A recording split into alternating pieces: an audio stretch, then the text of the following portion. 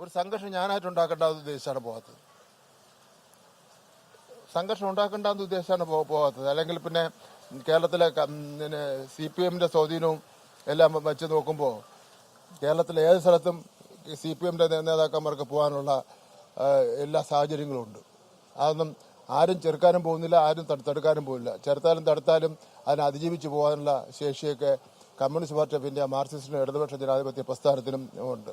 പിന്നെ പോലീസിനെ ഉപയോഗിച്ചൊന്നും ഞങ്ങൾ അവിടെ പിന്നെ ഒരു സംഘർഷം ഉണ്ടാക്കാൻ വേണ്ടി ആഗ്രഹിക്കുന്നില്ല. അതുകൊണ്ടാണ് പോകാത്തത്.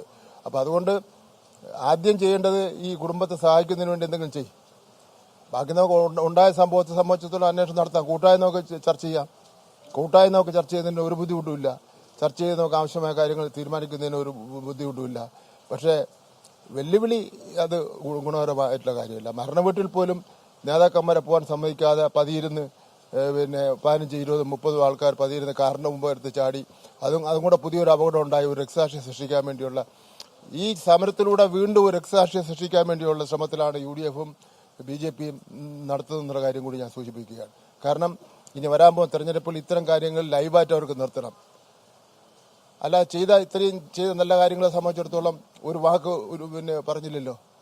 അപ്പം അതൊന്നും വെച്ച് നമ്മളോട് പിന്നെ നിലപാട് സ്വീകരിക്കുന്നത് ഒട്ടും ശരിയല്ല എന്നുള്ള കാര്യം പറയാൻ ഞാൻ ആഗ്രഹിക്കുകയാണ്.